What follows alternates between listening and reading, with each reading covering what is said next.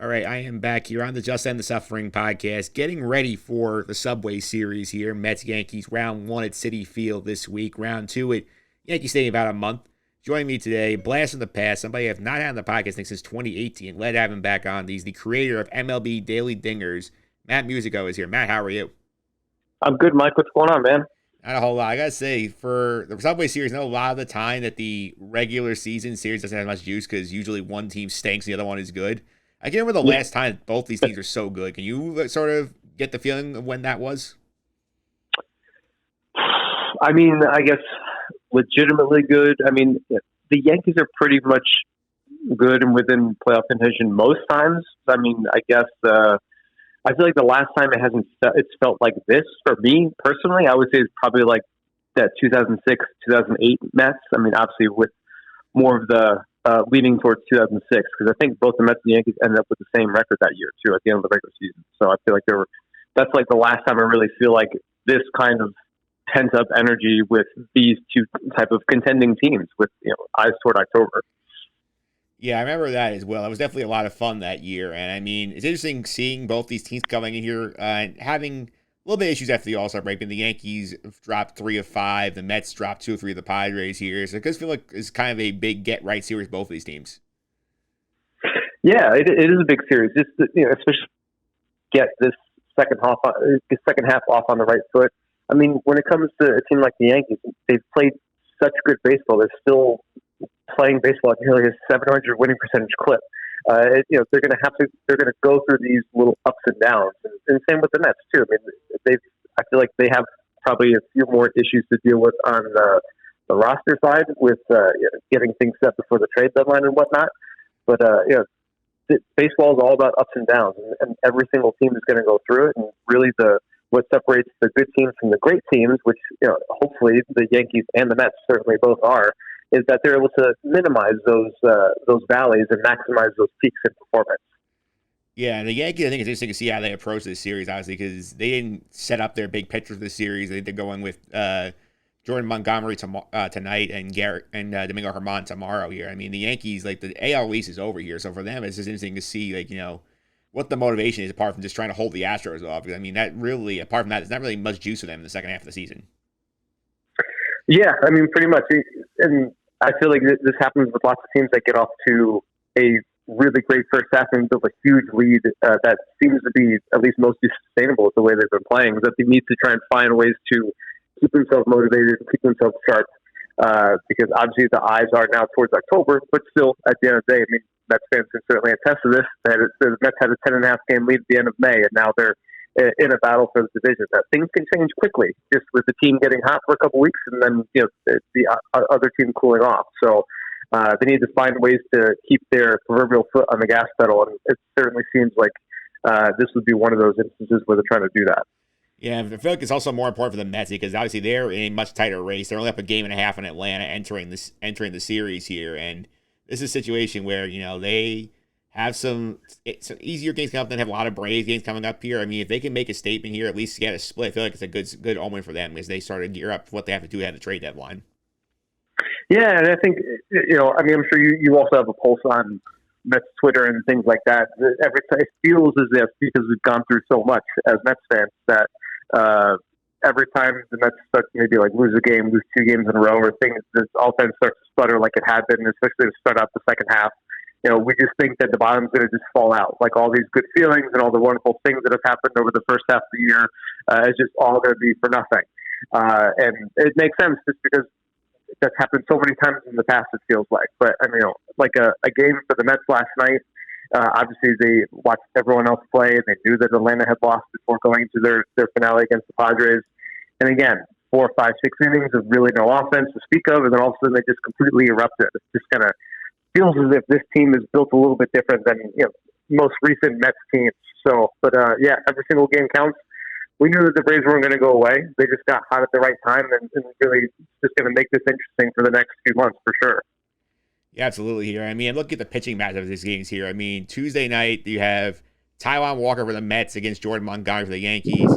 As of recording time, the Yankees have not officially confirmed who their Wednesday starter is. Right now, it could be either Domingo Germán or Jameson Taillon decided to skip that spot, and they have Max Scherzer for the Mets here. So You feel like the Mets kind of have the edge in both matches here, though Tuesdays is much closer. Yeah. Oh, yeah. Absolutely. I mean, if you had to go into a 2-game set with the Yankees without Jacob deGrom healthy yet, or at least back on the active roster, these are two of the guys that you would want on the bump. They've been two of the best pitchers, two of the most consistent pitchers the Mets have had when healthy this year. So, I mean, it's definitely a huge confidence booster for them going into this head-to-head matchup with those two guys lead the way. Yeah, I think the Tuesday game is more interesting, especially for the Met lineup-wise, because the Mets have had trouble with lefties here, specifically with that DH spot and guys that I know Buck Showalter's missed the match a little bit in terms of getting guys in and out of the lineup here. And I think Montgomery has a chance to have a good day against the Mets tomorrow. Yeah, I agree. So that's it'll be certainly be interesting to see how they go about and do things. And obviously, as it happens with every single midseason push before the trade deadline, these types of performances really end up illuminating what a team really ends up doing at the deadline. So, I mean, if the offense seems to pick it up, maybe that kind of changes how Billy Epler does things. If they don't pick it up, then maybe that keeps him on the same path that he's likely thinking about already. Yeah, absolutely. You mentioned Jacob deGrom earlier. I mean, obviously, there was a thought last week that maybe he's pitching in this series, and he's pitching Tuesday night, but he has the minor setback. They push him back a little bit. He's getting a rehab start instead. Looks like everything goes well. He should be back next week. So what do you think this return means to the Mets, assuming Jacob deGrom gets to that last rehab start? He's in the rotation starting in Miami or Washington next weekend. Well, I think it's a huge psychological boost.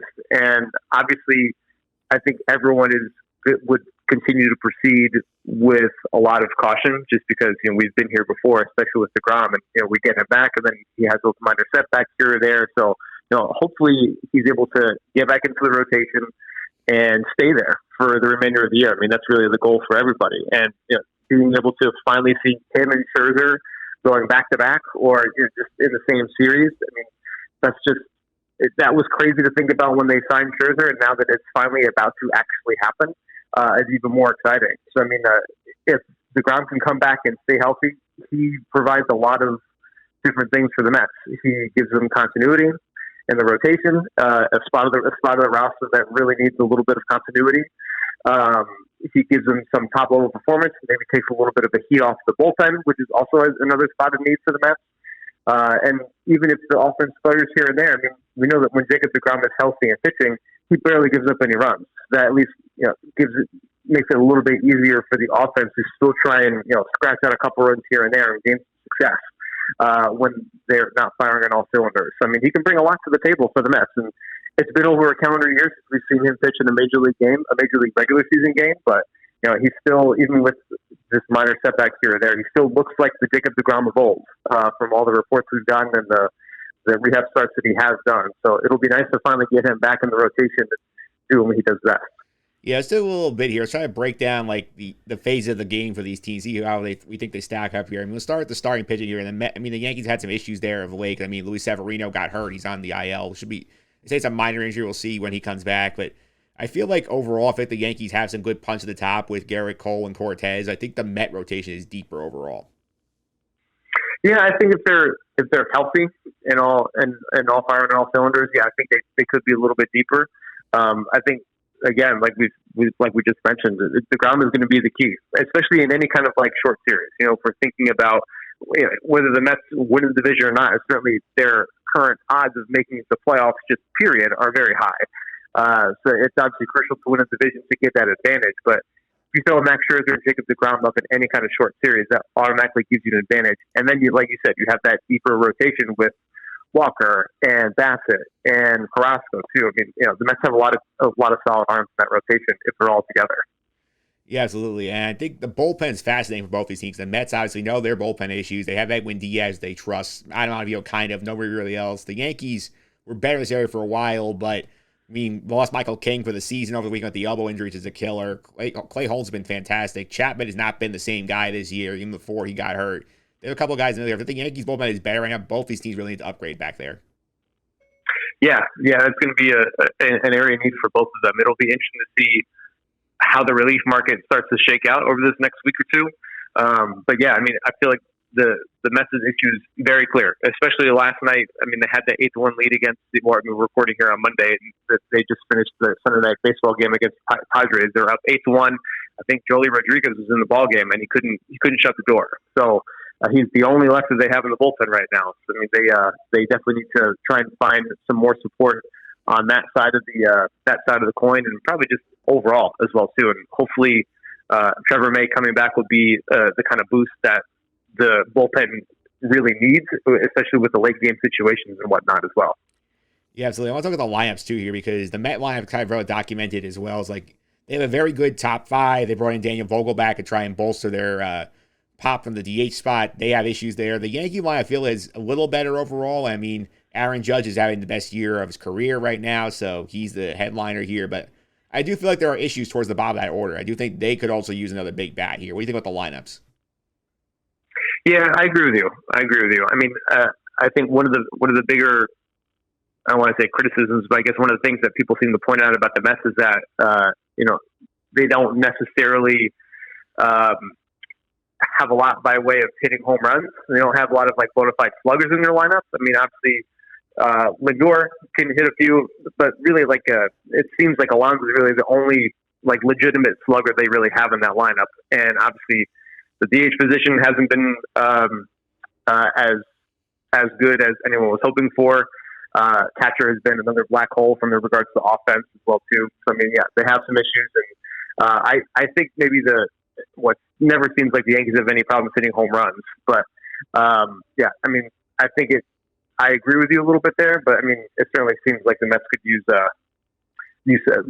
a legitimate bat to insert into that lineup, and obviously we know they're working on that. Yeah, I feel like I've probably got to kind of go over the needs of both these teams that day on here. The Yankees, obviously, I feel like they're looking for more of that contact hitter, maybe somebody can play a little center field. They've linked to Andrew Benintendi in the past. They could use another starter here. They could use bullpen. Obviously, they'll be in the Juan Soto mix. I don't know if they're going to get him. I feel like their biggest need, I feel like, to me, is they need to go get like a guy who can slot in behind Garrett Cole, because I feel like if Severino's going to be hurt and they don't know about these innings and situations for Cortez and Tyone and some of their issues, like going through full season, I feel like they need another big arm. Yeah, I mean, it seems like, at least from what I've heard, it seems like there's some rumored momentum between the Yankees like pursuing Luis Castillo. And I mean, I read a couple of reports earlier, I think over the weekend, that they were pretty close to making a deal this time last year, and it just didn't happen. So it seems like there's maybe a little bit more motivation to actually get the job done. So I mean, it'll be interesting to see if that's who they end up landing, or if they end up going a different direction and solidifying the rotation another way. Yeah, I also think I think for them, I don't think this needs to talk about enough in terms of the outfield. I think they need a guy who specifically can play center field, because if I'm a Yankee fan, I'm worried about the fact that Aaron Judge is a big guy, and playing center field every day is going to take a toll on him. And considering he's the most important hitter, like I want a guy that can play center field 3-4 times a week. The way Judge's not out there every single day. Yeah. I mean, you want to not necessarily deal with him with kick gloves, and I think I remember earlier in the year, like he is taking some pride in playing center field and whatnot. But yeah, I mean, you want to at least be able to give him an opportunity to take a breath here or there. I mean, what do you think are like some good targets for the Yankees that could play center field right now? I think the guy I watch here, I don't know if they're going to go because the prospect clause. I think Brian Reynolds would be great for them. I just don't think they're going to spend their chips there, and they can go for a guy like Castillo instead. Yeah, that's true. I feel like Reynolds would be a good fit for a lot of teams. It's, I mean, no offense to Pirates fans, but it's unfortunate he's on the Pirates. Yeah, he certainly could. Maybe somebody like Michael Taylor from the Royals would be a lower cost option in that sort of bracket. Yeah. Maybe more of like a defense first kind of guy, with the offense being a plus if he supplies anything, but just someone that can fill the position and take some of the heat off. I agree. Absolutely. And the Mets side, I think it's fairly obvious here. I mean, they need a couple of bullpen arms, preferably a setup guy to help bridge the gap to Diaz and a lefty. And I think the more interesting thing here is the bat, because obviously they started that process with Daniel Vogel back. They definitely would like Soto. I don't think Washington's going to deal into them, but I've heard this mix of names, whether it's Josh Bell, JD Martinez, if the Red Sox do fall out and decide to sell, Trey Mancini, CJ Cron. Who of that crop would you like to see the Mets get the most? I mean, part of me would like Josh Bell because of the progress he's made as a hitter. I mean, I believe he's a switch hitter. He's got a really low strikeout rate. He can hit home runs. I think he'd be a pretty decent addition into the middle of that lineup. Obviously, Washington is selling. then again, it's within the division, so who knows how much they want to do that. Obviously, selling within the division with Josh Bell instead of Juan Soto are two totally different things. But I mean, I think when I think of that group, I would like that group, and that I would like him out of that group, and then also CJ Cron. Obviously, he gets a little bit of the benefit by playing at Coors Field, but he also had a really good year last year too. So he's put a couple of really good years together. I feel as if his performance is kind of flying under the radar a little bit. Maybe because he's out in the Midwest, maybe because he's on the Rockies. I'm not really sure. But I think that would be an interesting fit.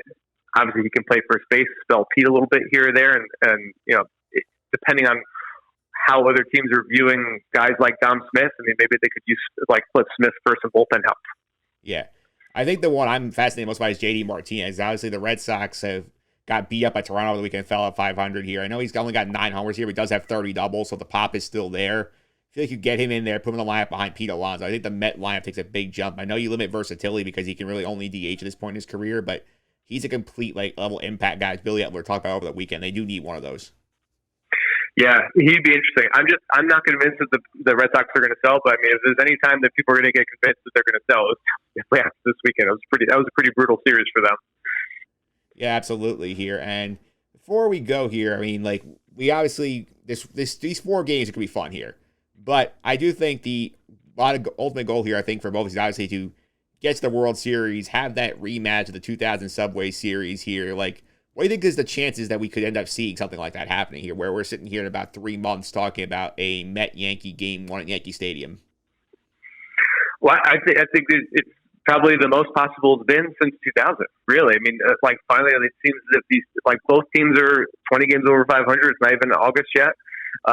They're both sitting in first place. They've been sitting in first place for a while. I mean, they obviously both have areas where they need to improve, but they have shown over the past 3.5, 4 months exactly how good they can be, especially when they're firing on all cylinders. And I mentioned before, if DeGrom is healthy and the Mets just get to October, having him and Scherzer in any kind of series and allowing them to pitch 3, maybe 4 games, depending on how it's set up. If you're talking about a 5 or a 7 game series, I would always like the Mets' chances whenever they're able to run out those guys on mostly normal rest for any kind of series. And kind of the same with the Yankees. I mean, they've shown that they can kind of run through pretty much everyone, even with their imperfections too. So I mean, obviously the postseason is a crapshoot, especially now it's a little bit longer and some extra hoops that teams have to jump through and whatnot. So there's a little bit more strategy involved, but it certainly seems as if the odds of it happening are pretty good, especially much better than they have been in recent years, especially. It was really exciting to watch down the stretch here, Matt. Thanks for all the time. I really appreciate it. Before I let you go, if you follow social media, keep up some of your MLB stuff over at MLB Daily Dingers. Yeah. So, I mean, MLB Daily Dingers is essentially for right now, it's a historical look at baseball's home run history. Working through a bunch of different projects right now. And so check out the blog at MLBDailyDingers.com. And we also are posting a handful of mostly on this state type of history stuff, but just random home runs, some not so random on the Twitter account at MLB Daily Dingers. Absolutely, man. I could definitely check that out. Thanks for all the time. Really appreciate it. Yeah, no problem, Mike. Thanks for having me on.